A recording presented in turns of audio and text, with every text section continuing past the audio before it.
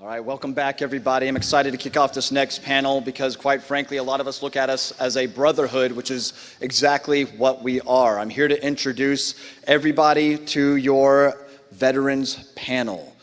I'm going to go ahead and invite in Thomas Miner. Appreciate it, man.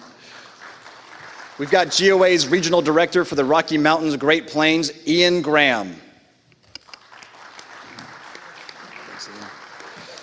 From Matador Arms, David Borges Jr.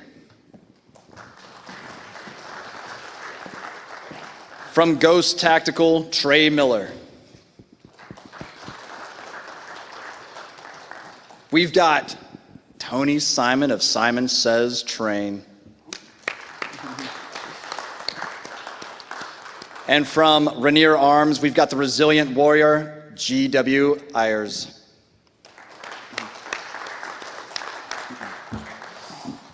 And moderating this panel is yours truly, so let's kick this off.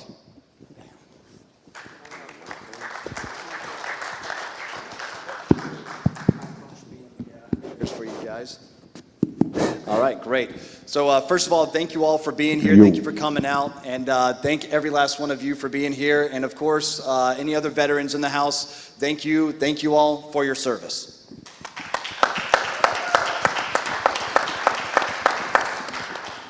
With that, I just want to go down the line here, introduce all of our panelists. Of course, we want to know branch, MOS, all that type of fun stuff. I'll go ahead and start off. I am currently serving in the United States Marine Corps Reserves and have been for the past 13 years as a staff sergeant and ammunition technician. Well, I'm GW. I served the United States Army for 22 years from 1984, yes, a Cold War soldier, to 2006. So I currently am the Chief Sales Officer for Rainier Arms and the CEO for a charity called Resilient Warrior. I'm Tony Simon. I served in the Marine Corps from 87 93. I was a computer programmer in the Air Wing. No hoorah stories. I mean, that's what I did. I run a Second Amendment workshop called The Second is for Everyone, where I bring people together in the state of New Jersey, introduce them to Second Amendment, firearms, Second Amendment organizations. Been doing it since 2015. I'm Trey Miller. I served the Marine Corps from 93 to 98. I was in the intelligence community. The Marine Corps intelligence community is a very fun one, put it that way. We eat crayons for lunch. And now I do Ghost Tactical. I do media podcasts, YouTube. Just a really boring life. My name's Dave Borges. I served in the Marine Corps from 2009 to 2014. I was your everyday regular rifleman, and I fought and sang in Afghanistan and Southeast Asia. And I co-own Matador Arms. Ian Graham. I was in the Marine Corps. We've got a lot of Marines on this panel. Hoorah, lads. That's Anyways, like a man here, just a regular ground pounder. And got to do some exciting things. And right now, I am currently using the pen as a sword in the western states, defending the Second Amendment from the communists who are trying to take our God-given rights away. And the best accent on the panel. Well, he's the best dressed, too. Don't get past that. And thanks for stacking all the Marines on this, guys. Really appreciate that. My name is Tom Miner. I'm Army. Between 13 and 14 years, I don't remember the months. Spent most of my career in the special operations community. Doesn't make me cool, but my mama says I'm special. I work for Optics Planet, and yes, I know that your shipping used to be slow. It's not anymore. Relax. But I'm the founder and president of the Second Amendment Business Association because I think that we should all be spending our money with people who support us in our lifestyle. So we can talk about that when I'm done here if you choose to come up and say hello to me. Excellent. Thank you, guys. Awesome. So with that, I want to go ahead and announce, too, that we are going to be immediately opening up this floor to questions. If you guys have any while we are having any of our discussion, please feel free to stand. If you're already standing for comfort and you have a question, just go ahead and raise your hand. Thankfully, we do have a microphone up here. If you don't think your voice can carry, that's quite okay. So any questions at any time, feel free. With that being said, I think it's pretty much a I think all of us can agree, as veterans, we've all had the opportunity to pull the trigger on a gun of some sort at some point in time, and most likely one of those guns was full auto. My initial question is, do you believe the right to own machine guns, should it be readily available, or do you think it should be regulated like what the NFA, like the Gun Control Act and the Hughes Amendment has pretty much put in place? I believe ownership of full auto firearms not only should be totally legal, it should be subsidized. That's what I believe. I agree. And by the way, I want an A10. Does that count? So I think that we should be able to have anything that's out there, whether it's civilian, military, whatever. It's keep and bear arms. It doesn't have to be restricted to anything. Your problem would be getting the ammunition because it's depleted. I didn't say I could afford the ammunition. The gentleman up front said the only problem with that would be feeding the A10. Yeah, and the fuel for the A10 would probably be a lot too. So it would be a nice conversation piece in the driveway. Right. Well, I think that any of us who have been underneath an A10 when it's doing a gun run, you don't even really need to worry about the ammo. Just having that sucker come close is scary enough, brother. I can provide a historical perspective on this. So the Founding Fathers were quite clear on what the intent of the Second Amendment was. And there's a little M word we're not allowed to say anymore in there. But that is necessary for the security of a free state. And historically speaking, the Founding Fathers intended that we are to have the same gear as an infantryman. And so that includes base-of-fire weapons like fully automatic, belt-fed weapons, and we can have a discussion about missiles and things like that, but if you could own a cannon, the Founding Fathers said, yes, you could own a cannon, and perhaps even if you're salty enough, a warship, then we can as well, and we need to take that right back and abolish the NFA. And let's not forget the suppressors on that NFA. Yeah, absolutely. And to piggyback off of that as well, because I feel like a few of us have probably heard that if you've served any time in the military. Well, just to piggyback off to what the captain says as the first sergeant takes the stage or whatever it might be, it was actually an entire armada almost made up of privateers, which was privately owned ships, warships that actually helped win us our American Revolution as well. So I would actually like to go ahead and go into the topic what you were just talking about, Ian, because one of the things that we're hit with is, okay, if you are allowing weapons of war on the streets, and I want to make something very clear. The Second Amendment isn't there for sporting rifles. It's not there for hunting. It is absolutely there for weapons of war, because how do you maintain security? How do you maintain independence? That's ultimately how you do it. It gives all the other rights the teeth that you need to maintain a free and secure state from a tyrannical government. And I think we can all agree with that, yes? 100%. Excellent. My view on what you just said is, you know, those who don't study history are doomed to repeat it, correct?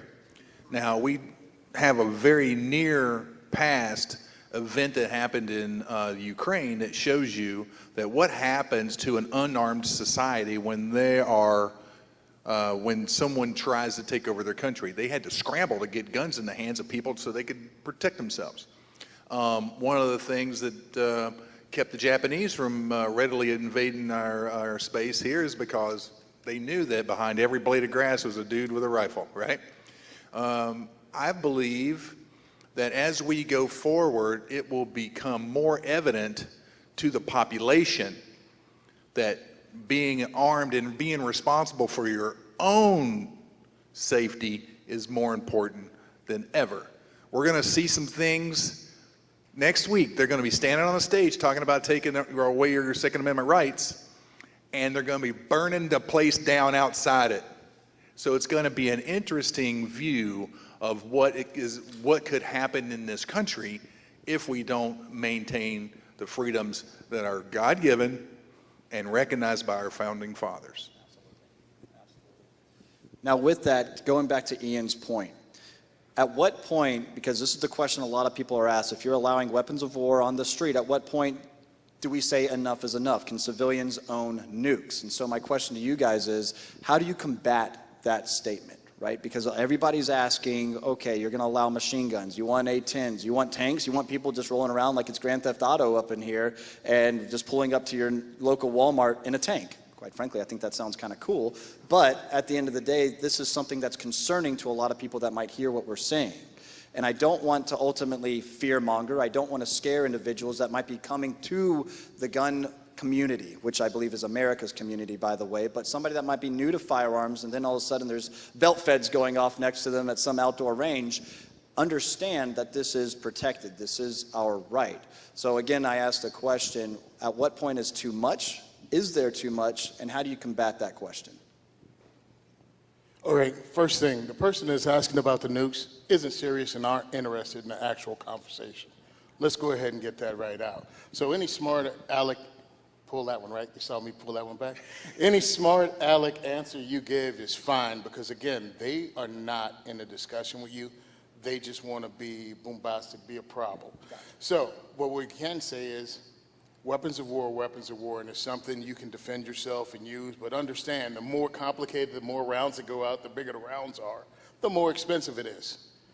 And sorry, but people that can afford my deuces that spew out 50 cal, not robbing your local liquor store. That's not the crimes that they're going to commit. So you're not having to worry about that. Those aren't the guns used in crimes anyway. So that's where I go with that. Understand that just they're setting you up just to have an argument. So there's no reason for me to even burn up the 7 brain cells I have left trying to answer that question. Well, and to kind of follow up on what Tony's saying is just because we can doesn't mean that everyone will, right? I think that we're not saying that everyone should have a tank or everyone should have a Mark 19 or a saw, but the availability should be there for people. Should they choose to get it, they shouldn't have to jump through hoops. And I think that's ultimately what it is having the availability and the freedoms to have whatever we want. Now, should we choose to, that's on us at that point. Yes, sir. Yeah, I'd like to just throw out a couple of thoughts and ask you to comment on them.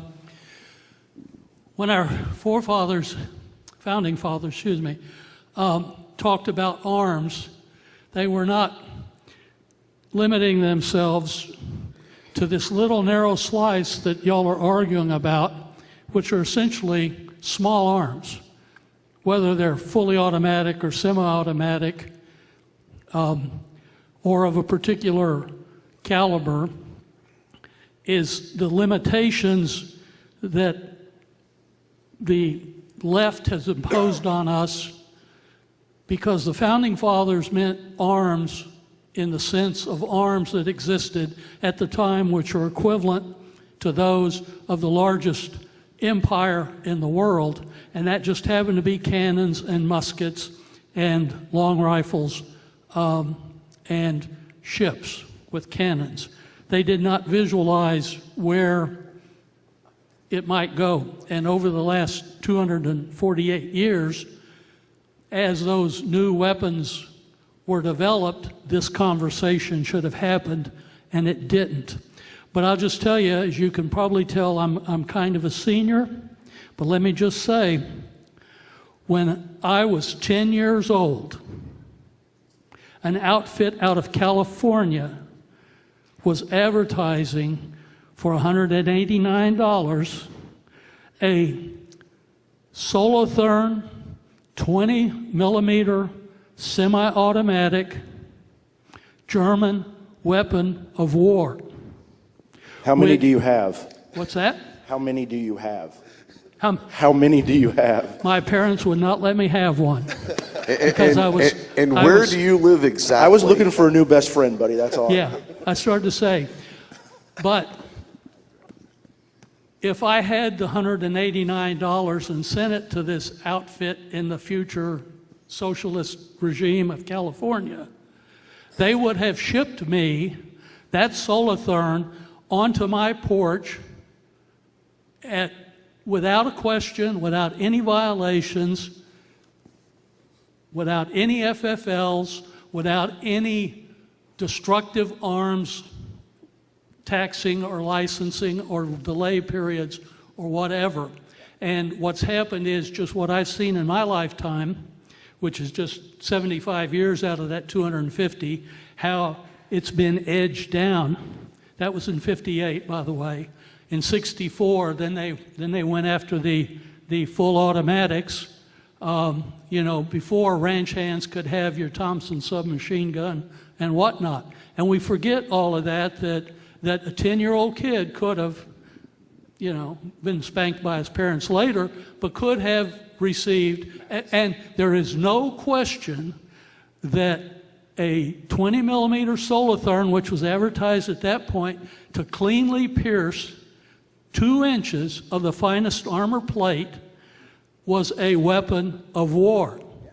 And this 10-year-old kid could have had it, and I wish the hell I had $189 back then. But anyway, so basically what I want you to talk about is what y'all were slightly dancing around was the fact that the founding fathers were talking about arms sufficient to repel the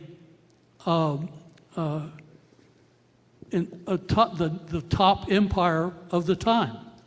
And to your point, the top empire of today has what kind of weapons? All of them. All of them. And I do believe that a standing militia today would need. Well, what our dear Mr. illegitimate President Biden has said, if you revolt against us, we'll use jets and missiles on you. That's exactly what I was getting ready to say when I had my hand up. So it's not an argument as far as I'm concerned. We should be able to have any weapon that can be employed against us. So we're talking about tanks. Well, it seems like it's a big joke. Well, the common citizen should have a tank, but are they going to use a tank against me? So I should have anything that I should be able to use against that tank. If Joe Biden decides he wants to have somebody fly an F-15 and come chase down my element, well, then I should have something that I can defend myself against that F-15 with. So, and I don't think that anybody can argue with that. And another point I'd like to make as well, those founding fathers as well, I don't believe that our rights are limited just because technology changes over a period of time. We see now and you can take a look at just the First Amendment and some of the platforms that we're currently streaming to right now, like YouTube and Facebook. Are these free speech platforms that can also just remove anything, anytime, at anywhere, what we're saying? So our rights don't change just because technology does. And if anybody, I think, and what we're talking about is I think the 2 greatest documents ever written, and people that know me know this, the 2 greatest written documents in the history of the world, the Declaration of Independence, because no one ever thought about declaring independence on paper before. It hadn't been done before. And then the Bill of Rights. And here's the thing, I do truly believe that the forefathers 100% knew that technology was going to evolve. They weren't talking about the modern day. They knew things were going to grow. That's why they said to keep and bear arms. I mean, arms is whatever is available at that time, and to keeping a free state, the security of a free state, they knew exactly what was going to happen 200 years from now. So I don't think that it has anything to do with cartridge caliber or anything. It's what's available, what's out there, what could be used against us, and I want one too. And in the 2008 landmark decision with Heller in the Supreme Court, that also includes the defensive tool of body armor as well. So we have seen that change over a period of time, and I'm pretty sure our forefathers saw a change in that. So again, technology changes, rights don't. One thing that doesn't get talked about as much as it should is the technology advancements on intel gathering and kind of the encroaching nanny state that we have, that it kind of fits in. It's a little different, but as we've had this global war on terror, we're starting to see all of these technologies that were built to analyze our enemies being used on us, to spy on us, to gather information on us. I mean, even Tulsi Gabbard's getting hassled by the TSA.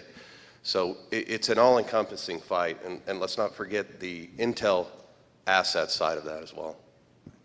Yes, sir. Right, so I can, just quick background, I got multiple history degrees, so you'll have to suffer through this short, but I gotta try to keep it short, throw something at me if I go long-winded.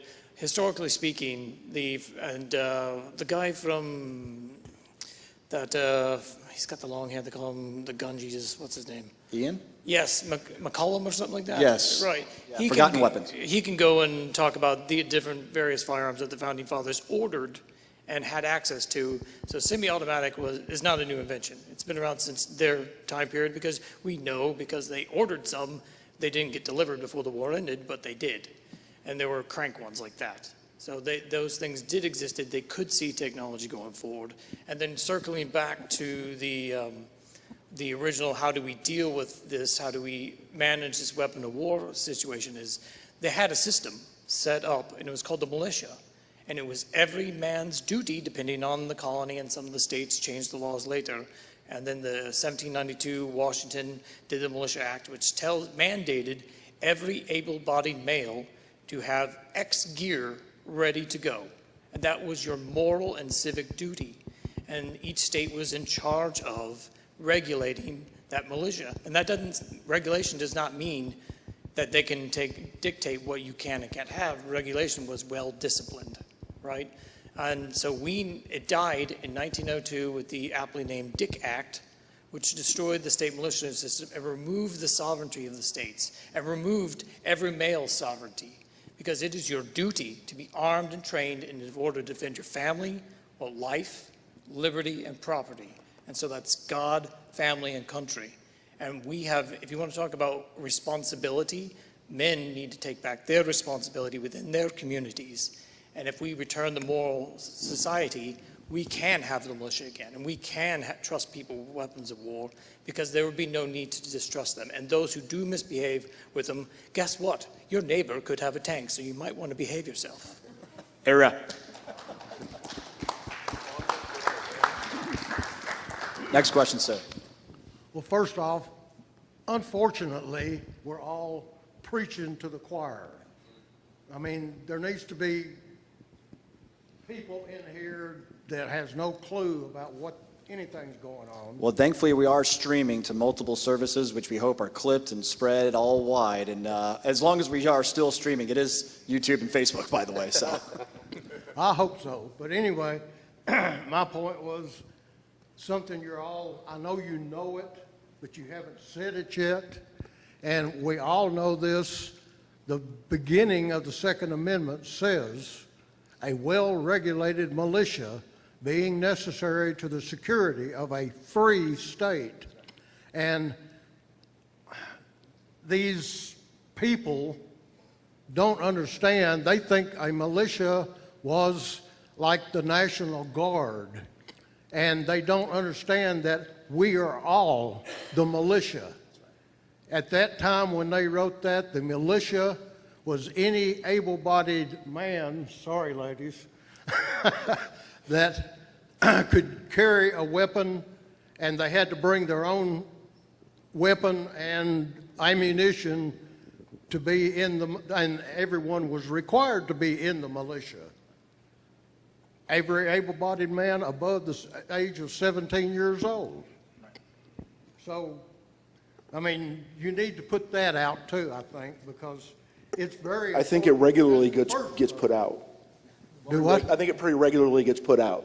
yeah, and to Ian's point as well, where we are failing right now is the men need to take this responsibility and start getting this. And then one of the ways we can do this too is become effective communicators within our community. What we've seen, I think, deteriorate over society over decades now is, do you actually know your neighbor? Do you know where their head's at? Do you guys communicate? Do you guys start this? I'm not saying form, compounds and cults or anything like that, but we're losing touch with our neighbor. And ultimately, I think that is the degradation of society, and we need to get in touch with everybody and make sure that we're spreading this message of security to one another. Because at the end of the day, we as a species, as a human species, we rely on one another. And so, quite frankly, I actually recently talked about this in something separate, is it possible today to actually truly be independent when we have become such a dependent society, not on each other, but on the local grocery store, McDonald's, or even the government? And I think that's the wrong direction to go, and anybody can hit that off if you want, or piggyback off of that. All right, one of the things as a Second Amendment advocate that I found when I'm introducing new people to firearms is it goes from shooting a gun for the first time, because my events I host twice a month at various ranges throughout New Jersey. People come back. The bravest person in a little social circle comes, and then they bring a couple more people, men, women, a lot of ladies have been coming, and what happens once you show them this human right of self-defense and introduce them to the firearm in an inclusive, accepting, fun environment of people that are different than them, they start talking and they start discovering the things they have in common. And usually gun ownership is followed by, well, this is for self-defense, it's followed by more self-sufficiency, it's followed by gardening, it's followed by maybe libertarian thoughts or more conservative thoughts or providing for yourself. And that's what I've watched happen, but we have to allow people to feel comfortable enough to get into this and not gatekeep like a lot of people are trying to do. And sadly, it's like a lot of guys, we need to fight from every angle and every direction because we're being surrounded and attacked from all sides, and we got to fight back the exact same way. And we have to use whatever you want to say, however you want to politically correctly say it, because I have no idea, because I don't have that skill. You have to use what we have. We bring people in, regardless of their community. This is the Second Amendment. This is a human right of self-defense. This is a civil right, the same civil rights struggle that everybody acts like it ended in 1968 for black people. Well, guess what? They just switched to everybody and trying to take your rights away, and we all need to fight for them, just like they did then, except harder, and using everybody, not just one race, not just one gender, not even just one political party. Sorry, but the Democrats didn't used to be anti-gun. We need to get back there. We need people to push back against it, and the way we do it is welcome people in, teach them the things we all know, because we're all bouncing this back and forth, stuff we know. This is for us, all Americans, and that's what we need to reinforce, and we need to welcome those people in. That's the way we're going to save this country. Amen. Absolutely. Just a quick question for the veterans up there. Out of all your years of service, how many of you had actual Constitution training as GMT while you were in? By a show of hands. Just one? No, sir. I remember it's the second week of being at Fort Knox, Kentucky, trying to figure out whether I'm going to die or not. That guy with the round hat was trying to murder me, slowly but surely.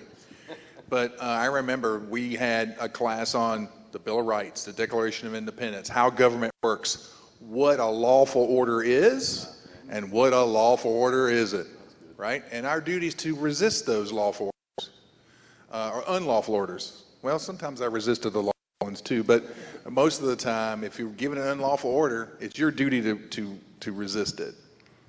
Okay. And just how do we go forward and say in the next 10, 15, 20 years, how do we educate the young people that are going in the military? Hey, Question everything. I understand. No, seriously, question everything. And it's just like GW says, we're pounded, UCMJ, you must follow orders from your superiors. No, you're not. You're supposed to question orders. Now, here's the thing that most people don't get about the military. You're supposed to question, whether externally or internally, every order that you're giving. And if you do it externally, and you go up your chain of command, and it comes back down and says, sorry, this is the way it's going to be, they expect you to question, but then they expect you to fall in line once the decision's made. That's the way it is. So you're asked a question. I want these young kids to question everything. But understand, once the decision's made, you go do your job. Thanks, appreciate it. If I can add on to that really quickly, I think another thing that because most of us don't really think of it from that point of view, going forward, this social media era that we're in, most people are getting all of their information from, Snapgram Talkbook or whatever the hell. And we need to make sure that our kids understand that that is not a window to reality. Not everything you see on there is not real. So like he said, question everything. Just because you saw it there doesn't mean you shouldn't do independent research and go form your own opinions from other places. Including mainstream media as well. Yes, sir. Oh, 100%. Mainstream media is just manipulation. All communication is manipulation, and the mainstream media pretty much is corner market on it. Before there was, what was it? Fake news? Yeah, fake. It was called yellow journalism. Been around for a long time. Yes, sir. Yes, my question is actually pretty similar. I enlisted in 2001 in the Army, recently retired. Again, the question is more for the young guys about the current state of indoctrination. Because when I came in, they were indoctrinating me in stuff I already believed in, about the Constitution, Declaration of Independence. But unfortunately, in the later stages of my career, I encountered still a minority, but a lot more officers, and particularly who viewed the Constitution as something that didn't really have any words in it. Basically, the Constitution, it's something like the flag. It's a symbol for whatever the president says to do, rather than its words meaning anything. And so I guess, especially for the younger guys, what have you noticed as far as indoctrination? How is the Constitution, the Declaration of Independence, the values they contain specifically, is it discussed at all, or is it just, you're supposed to support and defend this, but there's no meaning behind it other than following whatever orders you're given? So you're asking one guy a question? He's the young guy. But most of it starts in public school and what they're being taught in their history class. I think that's one of the most important things, just kind of going in, is giving these kids an accurate view of history that hasn't been tainted and manipulated for political reasons. So if they have a strong foundation on that, when I joined in 2009, there were still classes on how the government works. Of course, I was scared and, hungry, so yeah, I don't really remember too much about that. But it starts in school. It starts in you knowing what's on their social media timeline, like what's on their feed. If your kid has TikTok and you don't have TikTok, you should probably get on TikTok, as much as you may not want to. If they have a Snapchat, get on the Snapchat, send them stuff, send them little history videos. There's a bunch of fun history pages that are 60-second long. They cover something and they're hilarious and entertaining, even for a 16-year-old. And I graduated high school in 2009. Sorry, guys. So I joined in 2011, and so coming from that perspective, and again, I've been career reservist as well, right? Pogue reservist over here. And just to be completely transparent, I've never seen combat or anything like that. I've spent a long time training for it, however, for my job. But with that being said, I've been to two now different units of mine, one in South Carolina and now currently in Massachusetts. And what I can say is a lot of what our younger or now new joined Marines are I definitely see a transition where it's also starting at boot camp is one of the largest things. And I start to see too, it's a lot of small unit leadership and who's directly influencing those junior Marines of mine. And I can tell you right now, my Marines are definitely being taught the importance of not just the Second Amendment, but the Constitution in whole, right? I mean, I have right here, right now, my Declaration of Independence and Pocket Constitution, and I carry this with me everywhere. And so, it's getting a little rough around the edges, and I might replace it one day soon. But at the same time, this is something, if I see one of my Marines on the phone, hey, we can talk about your general orders and everything else, but hey, open this up, read this for a second. And it's one of those things, but that's just me. I don't know, I doubt, I haven't seen it when I was coming up, a lot of guys doing that as well. It is one of these things where it's like you have sworn an oath to ultimately die, to protect the people and the Constitution. You know the people, you see them, you walk around, you can meet anybody. But the thing that's actually the easiest to read, because people aren't, is right here in front of you. And you swore an oath to ultimately make the ultimate sacrifice for it, yet you're not reading it, right? And I think that's something very important to stress. And so to your point, as far as the indoctrination goes, it is a lot of whatever they might be getting off of social media or mainstream media, but it is also heavy influence on their small unit leaders and who's directly in charge of them and giving them the order. And so if you've got these guys that are ultimately in charge that are giving them BS orders that they don't care to follow, I doubt they're going to be the same guys that these junior Marines or soldiers or whatever it might be would look up to talk about this type of stuff. And so good leadership goes a long way, and it just depends in that atmosphere of that unit. That's all I can talk to, really. I've got a follow-on for that really quickly. So in the question, he actually specifically referenced officers, right? Oh, okay. And so we know that the bulk of the officers in all of the branches come from ROTC programs. Where are they going to ROTC? They're getting indoctrinated in college, right? So I think that a lot of the responsibility there actually lies on the senior NCOs to kind of set those guys on a little bit straighter path. And ladies, excuse me. But I really think that a lot of it has to do with, just because you're on ROTC doesn't mean you're not still going to regular college with regular professors and getting that, getting that little bit of a push all the time to kind of go that direction. So the senior NCOs or even, middling NCOs. I think that the responsibility is theirs to kind of help those people fly right and make sure that those junior soldiers don't listen to that silliness. Yeah, and I don't know if it is now or in later times, but when I was in, we had a second lieutenant come into the Marine Corps straight out of college, and for the first 3 months, he wasn't allowed to make a decision. Our captain told him to follow me, follow a couple other people, and said, learn from these guys before you try to be a leader. Learn how to follow before you become a leader. And maybe that's the indoctrinating they need to do, is learning how to follow before they try to lead. So I think you're right. The NCOs, senior NCOs, really I think they have a huge responsibility to help those junior officers to understand what the Marine Corps way, what the Army way is, whatever it is, that small unit tactics, to say, if you're going to lead these men, you better learn how to know these men first. Or ladies, sorry. Yeah, absolutely. I got two questions. First one I would say is, I think that we have, along with a gun issue, we have a masculinity issue in the country. I think men don't know how to be men, and it's because we're being indoctrinated by video games and social media and all of the just garbage we get fed, and it's caused us to be weak and not to stand up. So how do we reach out and get those guys off the couch and actually into this fight? What are the avenues that we can use to actually get them out on the range or outdoors and just learning how to be real men? And my second one is, I noticed Tom's shoes, and I kind of want to know why he's wearing the Captain America shoes. After we get the excellent answer that I know he's got for your first question, I'll explain that. But I'm going to tell you guys something. That guy right there should actually be on this panel instead of asking us questions. And I'll give anybody in the audience $1 that doesn't know him if you can tell me what service he was in. I'll tell you, his name's John Wheaton, and he's got a YouTube channel it's called Righteous Savages, and that's a man right there who should be on this panel, just FYI. But There's next year. there's an extra chair down there.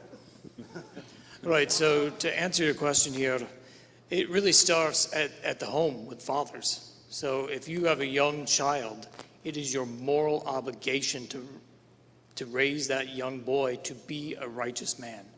And so it starts with fathers being fathers, and that includes being head of the household. And that is a controversial topic in this world. But that's how it begins, with small steps, with the fathers taking charge, raising the next generation properly, and getting them out of the government inculcation camps, also known as public schools. There isn't a public school in the country that does not indoctrinate your children. You need to get them out. If you cannot find a good private school around, then you need to homeschool. And don't worry, you can do it if you're going to challenge yourself and do it.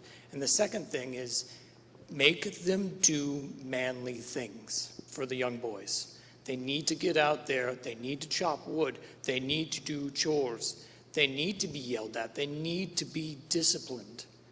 And if you do that, you will set that young boy to become a great man. And that's what society needs right now. We need strong men. And it starts with us who were raised, some of us, myself, as a weak man. And it took the military to beat it into me to be a strong man. And then the forge of combat. But we can do that at home without having all that hard process. So go home. If you see them, they got their hoodie on, their headphones in, they're slouching around. Say, hey boy, why don't you get up? We're going to take you to the range and we're going to have fun. And then also, we're going to do some stress drills in there. We're going to make you work out a little bit. And then beat them down in a positive manner, and then build them back up. Hey, you did a good job today. I loved your hustle. We're going to get out and we're going to do it again. And that's how we restore the republic, by restoring manhood in this country. So just to give you one little 30-second quip on how I do it, I have 2 grandsons that live close to me, and I've got one that lives far away. And the grandsons that live close are 3 and 5. And from the very beginning, that they could understand my English, which is difficult at times, I made sure one thing was in their brain when I was talking to them. I said, look, I'm going to always tell you the truth, and I'm always going to lead you by example. And the third thing is we're raising men here, so stop sniveling, stop putting your hands in your pockets, comb your hair, and let's go to church. That's an important part right there. Let's go to church. People forget that all the time, right? Really quickly, I'm going to want to tell you about these shoes because you guys will appreciate this. These shoes are made by the RDC Shoe Company, and every year he puts out a different shoe that's, America-centric. So these are called the Patriot shoes, and they're dedicated to Medal of Honor recipients. So when you buy a pair, you open it up, there's a profile of a different Medal of Honor recipient in there. Mine happened to be Kyle Carpenter for these.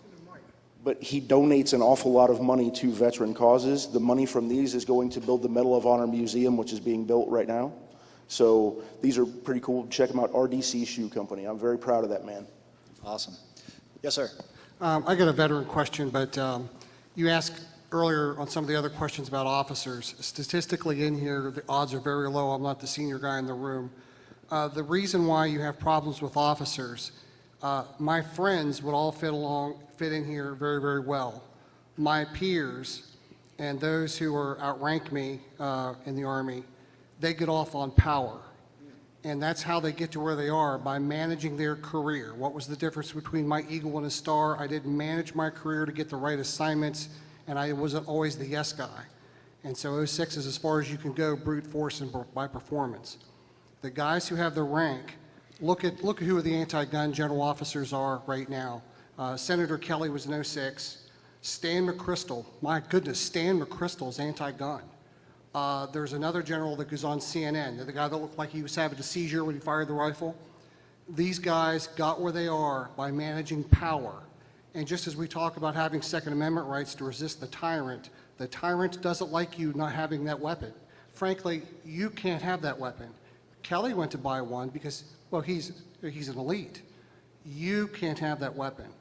So I'm telling you, I work with these guys, I live with these guys. A lot of them are some of my peers from RTC. Yes, I was RTC, some they're general officers. There are a lot of really good ones, a lot of really good guys, and a lot of guys who believe in the Constitution. But for a lot of them, it's about getting off on power. And that's why you're having some of that. Well, my question, though, is a different topic. I want to know how you talk to your friends with mental illness. I had a friend of mine who committed suicide in 2012. And the discussion in our unit was, if you say the wrong thing, they're going to show up at the house and take all your toys. So if you've got a problem, come to me, and when the sheriff shows up, there won't be anything for him to take, you go get help. Well, he didn't talk to us. Instead, he took a .45 and killed himself. I have another friend who did go get help, and he's on all the meds, and he said, they won't take your toys, we're doing pretty well. Here in Tennessee, when that girl shot up the school, the legislation in Tennessee said, if you're on this list of drugs, and my friend was on 2 of those drugs. So in one sense, you've got to go get help if you need help, and that needs to be the message. But what do you do when the reality of it is the people who are trying to take our rights away have us on the radar?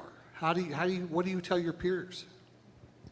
One of the simple things is, and we've only got a few minutes left, by the way, I just want to let you guys know, but we'll take a few more questions, is quite simply, I have lost too many friends to this, by the way, one of which I wear an honor band for him, and quite simply being present, vocalizing that. That's why I wear the semicolon project, I Got Your Six project, ultimately, which just is a foundation to raise awareness and to make it very obvious that I am somebody that you can talk to, right, without any judgment or anything like that.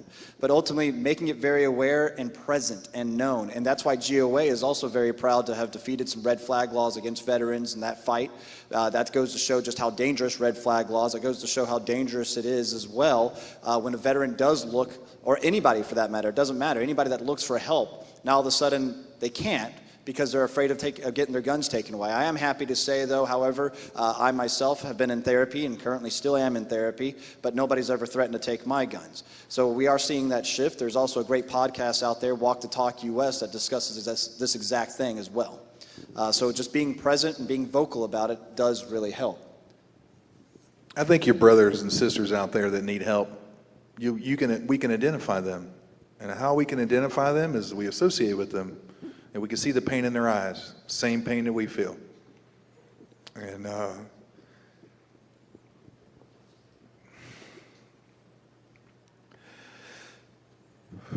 I can tell you that help one then you'll help 3, then you'll help 5, and it'll just be like ripples in a pond. I was like you, buddy. I didn't know what to do. I didn't know how to do it. And luckily, the vet center in Wichita, Kansas had some great help in there. And they gave me some tools that I was able to tell to my friends and neighbors that may have seen that I see the same pain in their eyes. And so those tools are alive and well, not just with me, but I pass it on down the line. Go ahead, Ian. Right, so I'm just going to make this quick. GOA has been active in the fight to ensure that veterans have access to mental health services without any strings attached, meaning those who give up their ability to command their own finances through either your injuredment and your brain injury or through another kind of illness. We're specifically fighting with the Trump administration to remove the Obama-era confiscation of veterans' weapons. And ultimately, we were successful in that, and Congress has dictated to the VA that they are not supposed to do this. However, the director of the VA said that they will continue to do that, and that is denying essential services that our veterans have earned. And the fact that all that policy does is create a chilling effect so that veterans will not seek that. And until that is corrected, and that is directly at the feet of Congress, and we will continue to fight Congress to hold the VA accountable. Until that time, we need to be careful and support our own veterans with any support they need. If you have a veteran in your life that is struggling with these thoughts and comes to you, you better listen, and you better be sympathetic, and you better not pull that, oh, well, you missed it call, so therefore suck it up, buttercup. You need to be sympathetic, and then if they ask, and just say, man, hey, man, if you want me to hold your stuff for now until you get it together, that's cool. You need to do that as well. And that is how we help our brothers and sisters in uniform to work through these things until we can hold the VA accountable for their unconstitutional and tyrannical actions. I've got an add to that. Thank you. To go more directly to the heart of that question, he said, what do we say to my friends, right? So what I keep telling people, and I very regularly say this, and it kind of makes a lot of people angry, if you want to go to the VA for your shoulder, your back, your knees, your ankles, to get your pills, whatever, fine, use the VA for that. But for any mental health issues that you've got, seek it outside the VA system. And because they are going to do everything they can to figure out a way to, I'm not going to use the choice phrase that I would normally say, but they're not going to be good for you when it comes to that. So seek that mental health stuff outside of the VA pipeline, and there are a lot of people out there that are there just for you in that way. So, or for us in that way, I guess. So I know they're getting ready to run us to the stage, so I got 2 quick little anecdotes for these. One, understand, a lot of people don't understand where the disconnect with guys getting out. A lot of people are pumped with different things, including opioids, to maintain pain while we're in. And you take them out of that situation, now they are an addict, okay? And now they don't have anything to do that. I'm a proponent, ayahuasca, medical marijuana, there are things that are healthier that need to be allowed for our guys that are currently not necessarily allowed for them to get off of that opioids, get into something that can be managed to keep their pain, keep their mental health going. The second thing, real quick, is this has nothing to do with being a veteran or helping a veteran. This is in general. I say this all the time to people that know me know this. The most important word that you can say in a daily thing to anyone is hello.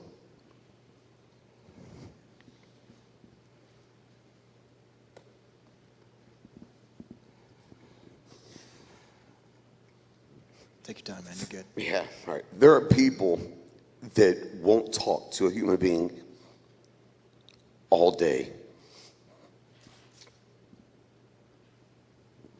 that truly believe that they're alone.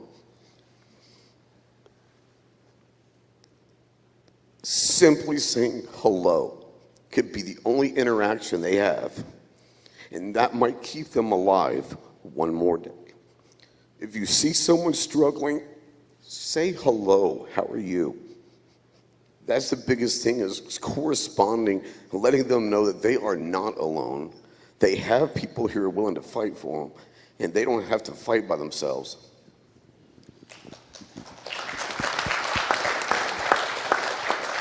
And that goes for anyone, because speaking again from personal experience, it's also people get really good at wearing a mask. So they might not be so evident that they're struggling. We'll take this last question and we'll get quick responses. Still, what's up, man? Gentlemen, I want to say thank you all for your service starting off, and kind of a follow-up question for the gentleman before me in a statement that you just said about wearing masks. If the red flag laws were to save the life of a brother or sister, would you consider it to be worth it for those who are hiding it very well? I'll be honest with you, I do not believe that red flag laws in any case at any time would be worth it. It's a societal issue, not a gun issue at the end of the day. We have society that's ultimately failing us, not our firearms. It's ultimately up to that individual. It's going to be him that's deciding to either pull that trigger, cut the wrist, hang. It doesn't matter. There's so many different ways of pull it. If somebody wants to do something bad or do something terrible, they're going to find a way to do it with or without a firearm. It's not a question of whether or not this individual has an issue with a gun. It's an issue with mentality. And again, that comes down to society and whether or not we're leaving our men, women, children, whoever it might be, alone. As he just said, something as simple as saying hello, something as simple as just being there, being present, would save a life before a red flag law in my mind. Red flag laws aren't designed to save lives. Red flag laws are designed to take guns. Period. Yeah,